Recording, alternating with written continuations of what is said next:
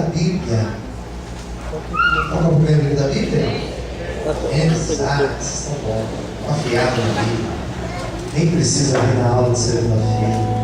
Já sabe que é Gênesis, então já está tudo certo. Essa palavra aqui, irmãos, é semana. Gênesis capítulo 4. Primeiras páginas da Bíblia. Gênesis 4. Nós vamos ler uma história hoje que fala de um homem que matou seu irmão. Primeiro homicídio. Você sabe que Gênesis é o livro das primeiras coisas. É o livro que mostra o princípio, é o livro que mostra a primeira família, primeiro culto, primeira oferta, primeiro altar edificado por Deus. Também o primeiro pecado, a queda do homem, né? E vai falar também sobre o primeiro homicídio. Será que ela não fica lá embaixo, na bebezinha? Vê se ela fica lá. Pede para mim, leva lá, Karina, por favor. Para a gente conseguir ficar mais tranquilo aqui hoje. Gênesis capítulo 4, quem já encontrou, diga amém. Amém. Versículo 8. Falou Caim com seu irmão Abel. E sucedeu que, estando eles no campo, se levantou Caim contra o seu irmão Abel e o matou. E disse o Senhor a Caim: onde está Abel, teu irmão? E ele disse: não sei, sou eu guardador do meu irmão? E disse Deus: que fizeste? A voz do sangue do teu irmão clama a mim desde a terra. E agora maldito és tu desde a terra, que abriu a sua boca para receber da sua mão o sangue de seu irmão. Quando lavrares a terra, não te dará mais força. Fugitivo e errante serás na terra. Então disse Caim ao Senhor: é maior a minha maldade que a que possa ser perdoada. Eis que hoje me lanças da face da terra e da tua face me esconderei. Serei fugitivo e errante na terra, e será que todo aquele que me achar me matará? O Senhor, porém, disse: portanto, qualquer que matar Caim, 7 vezes será castigado. Olha o que diz agora: e pôs o Senhor um sinal em Caim, para que ninguém o ferisse, qualquer que o achasse. E saiu Caim de diante da face do Senhor, e habitou na terra de norte, na banda do oriente do Éden. Conheceu Caim a sua mulher, ela concebeu e teve a Enoque, e ele edificou uma cidade, e chamou o nome da cidade pelo nome de seu filho Enoque. Vamos orar? Senhor meu Deus, está conosco nesta noite. Revela a palavra através do teu Espírito Santo, pois estamos aqui sedentos, famintos para ouvir tua voz. Nos abençoe, é o que eu te peço em nome de Jesus. Amém. Você pode desocupar sua mão e aplaudir o Senhor nessa noite.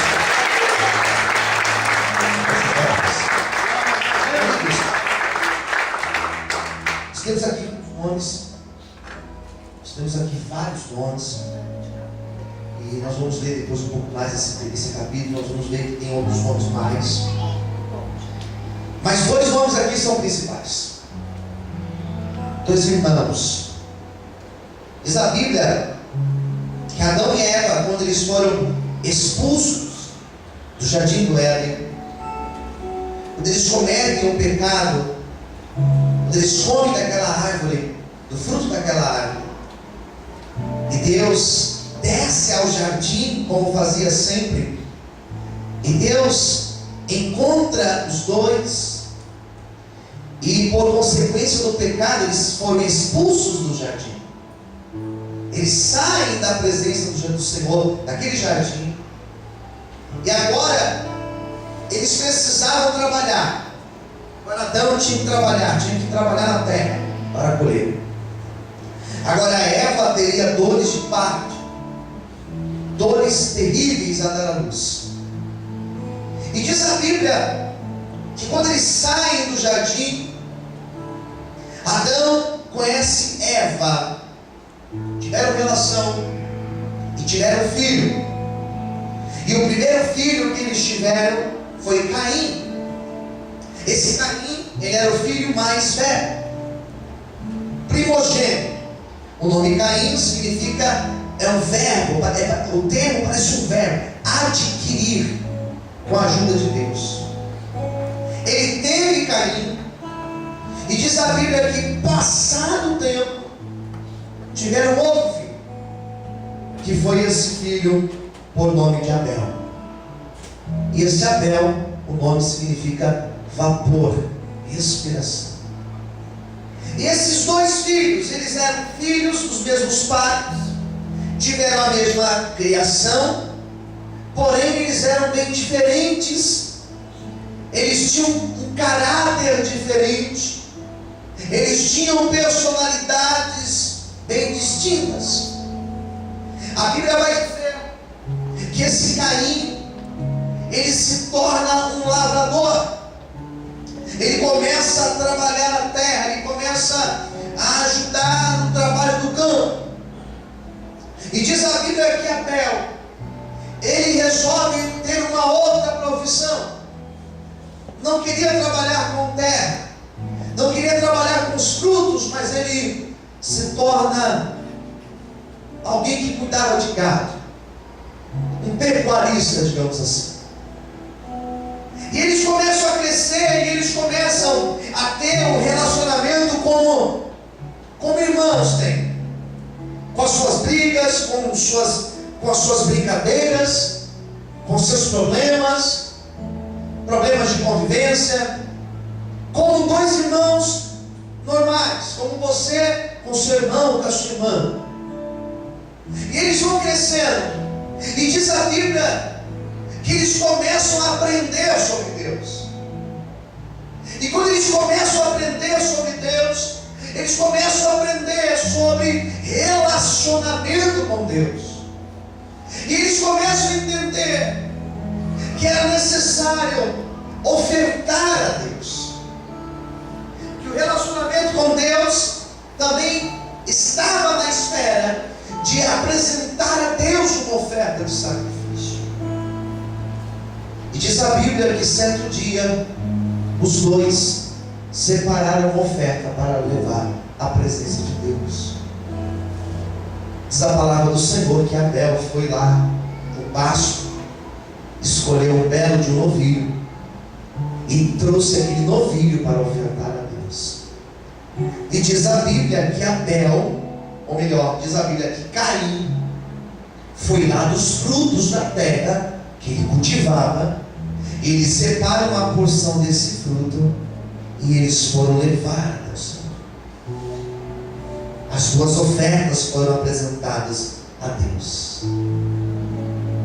E diz a palavra do Senhor que Deus atentou para a oferta de Abel. Deus olhou para aquela oferta, aquele novilho, e Deus se agradou daquela oferta. Deus se agradou daquilo que eles apresentaram, daquilo que ele apresentou no altar. E quando Caim levou a sua oferta, quando ele leva os seus frutos para apresentar, diz a Bíblia que Deus olha para aquela oferta e diz a Bíblia que Deus rejeita aquela oferta. Aceita de Abel e rejeita de Caim. Quem entendeu, diga amém. E quando Caim viu aquilo, talvez Abel viu e não entendeu. E quando Caim viu aquilo, quando Caim viu que Deus aceitou a oferta de seu irmão, e a oferta dele, o Senhor não aceitou, diz a Bíblia que Caim, ele não aceitou aquilo. Diz a Bíblia que Caim, ele achou aquilo inadmissível. Diz a Bíblia que Caim, ele falou, peraí, por que Deus aceita a oferta do meu irmão? Por que Deus se agrada da oferta do meu irmão e a minha oferta Deus não se agrada? E a Bíblia não dá uma resposta efetiva. Por que Deus aceitou a oferta de um e de outro não? Mas nós supomos, existem algumas suposições. E a primeira suposição de Deus ter aceito a oferta de Abel e não ter aceito a oferta de Caim foi pelo fato de Deus conhecer o nosso coração. Deus conhece o nosso coração. Diga para quem está do teu lado: Deus conhece o nosso coração. A primeira coisa que nós podemos pensar acerca disso, por que Deus aceitou e rejeitou do outro? Primeira coisa é que Deus conhecia o coração dos dois. Deus conhecia as intenções dos dois. Deus viu quando Abel separou a sua oferta, preparou a sua oferta para levar até o altar. E Deus viu quando Caim também separou a sua oferta. A oferta de Caim foi uma oferta que nós podemos supor que o seu coração não estava totalmente voltado para entregar. E Deus conhece as intenções nossas. Por que algumas orações não são respondidas? Porque Deus conhece o nosso coração. Porque algumas pessoas não alcançam certas promessas na sua vida e sofrem tanto na vida, porque Deus conhece o coração de cada um de nós. Porque algumas pessoas que aparentemente são pessoas tão boas, por que algumas coisas na vida não mudam? Porque Deus conhece os nossos corações. É uma das respostas que nós podemos pensar. Quem entendeu, diga amém. Deus sabe, Deus conhece o meu coração. Deus sabe se hoje eu estou pronto para viver as promessas dele ou não. Se você está pronto para viver a promessa dele ou não. Deus sabe. Então a Bíblia vai dizer, queridos, que Caim, tomado de um sentimento, a Bíblia vai dizer que Caim, tomado de uma revolta, ele não consegue dominar os sentimentos, mas ele se deixa dominar pelos sentimentos que começaram a brotar no seu coração. E o primeiro erro de Caim foi não controlar os sentimentos. Diga para quem está ao teu lado: nós precisamos aprender a controlar os nossos sentimentos. Amém, queridos? Quando eu falo sentimentos, eu estou falando daquilo que nós sentimos. Quando eu falo sentimento, eu estou dizendo de nós controlarmos os nossos impulsos. Quando eu estou dizendo de sentimentos, eu estou dizendo para nós controlarmos as nossas paixões. Quando eu estou dizendo sentimentos, eu estou dizendo que eu preciso, em alguns momentos da minha vida, não deixar ser levado por aquilo que o meu coração diz, mas eu tenho que agir com a razão, eu tenho que pensar, eu tenho que calcular, não é fazer por aquilo que eu sinto. Ele se deixa tomar de uma ira, de uma revolta tão grande, e ele não controla aqueles impulsos. Somos cheios de impulsos durante o dia, durante as 24 horas do dia. Durante as 24 horas do dia, nós alternamos os nossos sentimentos, principalmente as mulheres, meu Deus.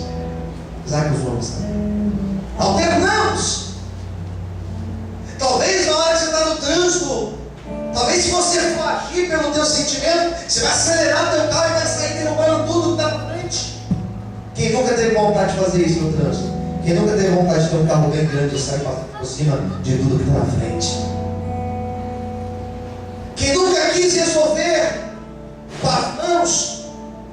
Quem nunca quis agir do jeito que vem, daquela vontade, daquele impulso que vem? Mas nós controlamos. Nós que somos casados, nós precisamos controlar os nossos impulsos, e os mais impulsos, aqueles mais primitivos, todos eles nós precisamos ter equilíbrio na nossa vida. O grande problema de Caim é que quando veio o impulso, aquela ira, aquela revolta, ao invés de ele repreender aquela ira, diz a Bíblia que Deus falou para ele: olha, o pecado jaz na porta, o pecado está aí na tua porta, e se você deixar ele entrar, ele vai entrar na tua vida, e ele vai te dominar, você vai ser escravo dele. É assim que acontece. O pecado está à nossa porta, e se nós deixarmos, ele entra e ele toma conta da nossa vida, e nós ficamos escravizados dele. Assim são os vícios, assim são as paixões da vida. Quem está entendendo, diga amém. E ele se deixou levar por aquele impulso. Diz a Bíblia que ele encontra seu irmão no campo. Versículo 8. Quando ele encontra seu irmão no campo, diz a Bíblia que ele vai contra o seu irmão. E ele mata o seu irmão. Talvez ele pegue uma ferramenta, talvez ele pegue uma pedra, um pedaço de madeira. Ele bate no seu irmão, ele fere seu irmão e ele mata o seu irmão. Primeiro homicídio na história da humanidade. Tira a vida do próprio irmão. Quando ele mata seu irmão, ele joga o seu irmão no canto. Ele foge daquele lugar. Ninguém viu, ninguém sabia. Lavou as mãos, trocou a camisa, está tudo resolvido. Mas Deus está vendo todas as coisas. Diga para quem está ao teu lado: nosso Deus vê todas as coisas. E Deus tinha visto aquilo. E Deus foi falar com ele. E Deus se apresenta para ele. E Deus pergunta para ele: ei, Caim, o que você fez com o seu irmão Abel? O que você fez com o seu irmão? Não sei do meu irmão. Como você não sabe? Como você não sabe? Queridos, nós podemos mentir para qualquer pessoa, mas para Deus nós não conseguimos mentir. Podemos esconder de qualquer pessoa, mas de Deus nós não escondemos nada. Tem um pensamento nosso, nós escondemos de Deus. Quem está entendendo, diga amém.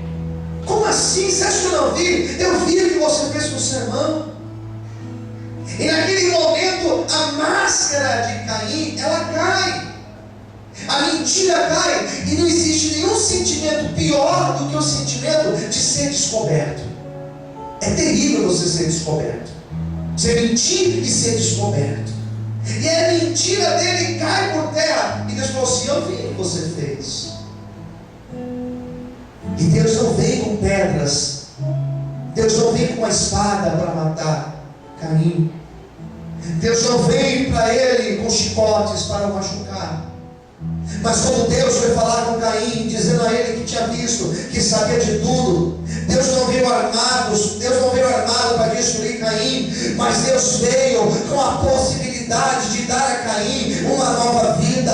Deus veio e trouxe para ele a possibilidade dele fazer uma nova escolha, escolher um novo caminho e ter uma nova vida na presença dele. Eu glorifico a Deus, porque as pessoas podem nos julgar, as pessoas podem apontar os nossos erros, só que Deus, quando ele vem na nossa vida, ele não vem com palavras de julgamento, mas ele vem para te trazer uma nova oportunidade, para você escolher um novo caminho e ter uma nova vida. A partir de então, quantos podem glorificar e exaltar o Senhor por isso?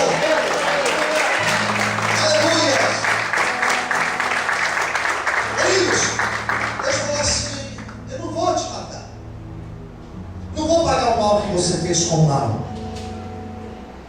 Deus não paga o nosso mal com o mal. Imagine se Deus fosse pagar o nosso mal, queridos, na mesma moeda. Nenhum de nós estaríamos aqui. Que agora diga amém. Nenhum de nós. Nem eu estaria aqui. Nem eu. Ninguém. Eu digo nem eu porque às vezes a pessoa acha que o pastor é... Não, nenhum de nós estaríamos aqui. E quando Deus apareceu a ele, Deus falou assim: eu vou colocar uma marca em você. Porque na mente de Caim pensou o seguinte: Deus, agora que o Senhor já sabe, quando as pessoas descobrirem, as pessoas vão me matar. Deus falou: não, eu vou colocar uma marca em você. E essa marca é uma marca que vai estar o tempo inteiro na tua vida, até você morrer. E todas as vezes que as pessoas olharem para você, elas vão enxergar essa marca.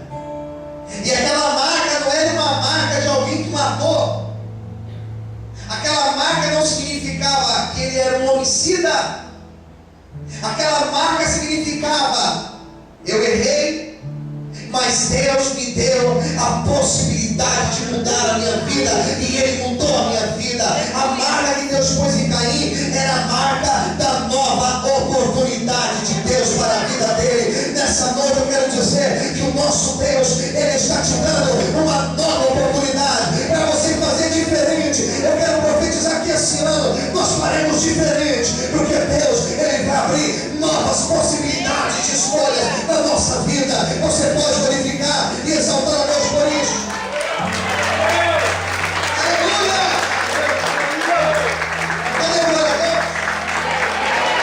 Podemos fazer diferente. Diga para quem está do outro lado, nós podemos fazer diferente.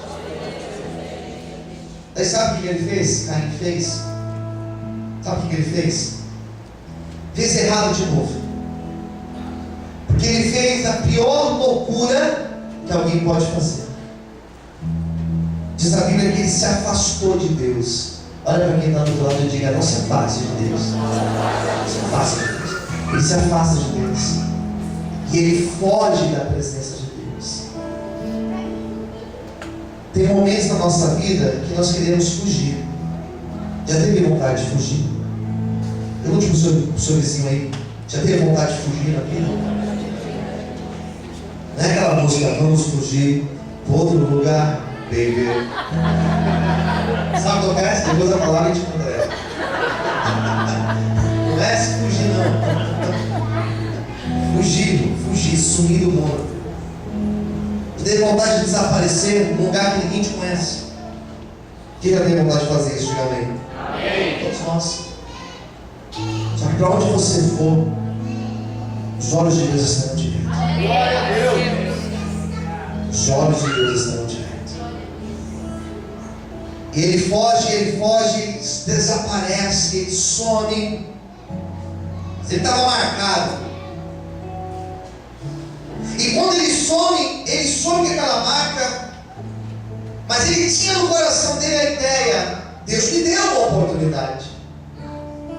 E o que eu vou fazer com essa oportunidade que Deus me deu? E ele falou: eu vou viver minha vida. Quem está entendendo? Diga amém. Viver. E quando ele resolve viver, olha o que diz aqui o texto. Pega a sua Bíblia aí mais um pouquinho. Ó, versículos de número 16. Saiu Caim de diante da face do Senhor, habitou na terra de Nod, que fica na banda do oriente do Éden. 17. Conheceu Caim a sua mulher, e ela concebeu e teve a Enoque. E ele edificou uma cidade, chamou o nome da cidade pelo nome de seu filho Enoque. Sabe o que ele fez? Ele falou: quer saber? Pegou a mulher dele e falou assim: vamos embora, vamos sumir daqui. Foi para um outro lugar. E quando a Bíblia fala que ele teve um filho com ela, ele estava dizendo o seguinte: vou retomar minha vida. Vou retomar. Mas ele foi tentar retomar a vida longe de Deus. Quem entendeu? Diga amém. É impossível. Eles tiveram um filho, e esse filho que eles tiveram, que se chamou Enoque, da Bíblia inteira, se nós pensarmos nas pessoas que mais tiveram intimidade com Deus em toda a Bíblia, Enoque é talvez o que mais teve, ou um dos que mais tiveram. Se for colocar entre 5, ele está entre os 5. Esse Enoque, ele teve tanta intimidade com Deus, que ele não morre. Diz a Bíblia que Deus leva o corpo dele, corpo, alma e espírito, leva embora. Ele foi transladado, diz lá em Hebreus. Esse Enoque, ele foi tão abençoado por Deus, só para você entender. Esse Enoque, ele foi o 7º, depois de Adão, ele foi o 7º. Ele foi tão abençoado por Deus, com uma inteligência tão grande, que alguns estudiosos dizem que ele que inventou a escrita, a aritmética e a astrologia. Ele que inventou, só para você entender como Deus abençoou esse Enoque. Esse Enoque foi alguém que andou com Deus. Olha o nome que ele escolheu para o filho: andar com Deus. Mas ele estava andando com Deus? Não. Ele edificou uma cidade e construiu. Mas mesmo assim, tudo que é construído longe da presença de Deus, não vai muito longe. Quem está entendendo? Diga amém. Tenta pensar na minha lógica de raciocínio. Pastor, mas ele construiu. Mas olha o que diz a sequência da história dele. Vamos ler um pouquinho da história dele? Olha o que diz. Eu não vou nem explanar, eu só vou ler para você ver. Ó, 17. Chamou o nome da cidade pelo nome do seu filho Enoque. Olha o 18. De Enoque nasceu Irade. E Irade gerou Meujael. E Meujael gerou Metusael. E Metusael gerou Lameque. Tomou Lameque para si 2 mulheres. O nome de uma era Ada e o nome da outra Zila. Ada teve a Jabal. E este foi o pai dos que habitam em tendas e teve gado. Segura aí. Esse primeiro filho aqui, essa citação aqui diz o seguinte: que esse tal Jabal que ele teve foi um cara tão inteligente que ele criou a tenda. Ele era um engenheiro daquela época. Quem entendeu? Diga amém. Ele criou as tendas e ele era especialista em cuidar de gado. Olha o de baixo aqui, vamos continuar lendo. O nome do seu irmão era Jubal. E este foi o pai de todos os que tocam harpa e órgão. Ou seja, os primeiros instrumentos musicais que existiram naquela época, quem criou foi esse tal de Jubal. Ele era um verdadeiro musicista. É assim que pronuncia? Musicista? Ele era um verdadeiro musicista, um grande músico. Não só músico, mas ele sabia fazer instrumentos. Olha como ele teve filhos abençoados. Quem concorda, diga amém. E você fala, e aí, pastor, o que tem de mais?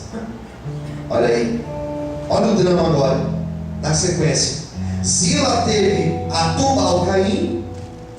E esse tal de Tubal-Caim era mestre da obra de cobre e ferro. Ou seja, esse Tubal-Caim foi alguém que sabia mexer com ferro, fazer esculturas de ferro, de cobre, sabia fazer móveis, sabia fazer coisas para se usar em casa, sabia fazer dessas coisas. Vamos continuar. Agora sim vem o drama. E disse Lameque às suas mulheres, Ada e Zila: preste atenção, ouvi a minha voz, vós mulheres de Lameque, escutai o meu dito, porque eu, que diz aí? Porque eu fiz o quê? Matei um varão por me ferir. Só isso? Não. E um jovem por me pisar.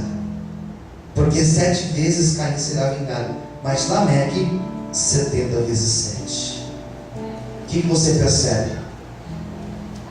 Que a maldição estava na casa dele. Se ele for um assassino, na sua descendência teve um outro assassino. Quem entendeu? Diga amém. Amém. O mesmo drama de matar, de tirar a vida de alguém, na descendência dele teve um tal de Lameque que teve a mesma atitude. Você conhece pessoas que vivem o mesmo drama?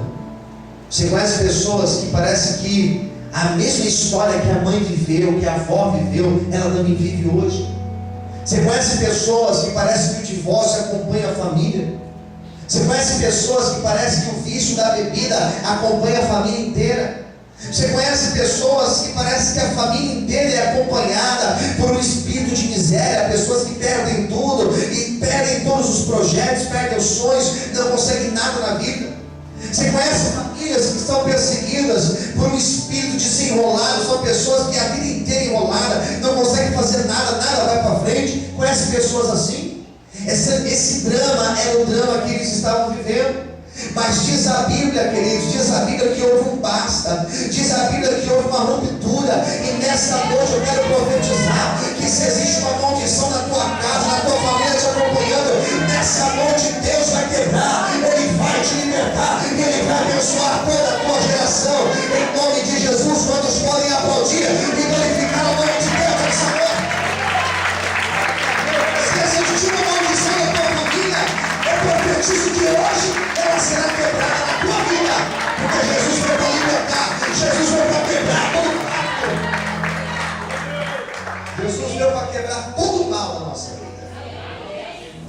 não sei como foram os meus ancestrais. Uma coisa eu sei, os meus filhos, os meus netos, os meus bisnetos, toda a minha geração será abençoada pela minha vida. Diga para quem está no outro lado, toda a tua geração será abençoada por tua causa.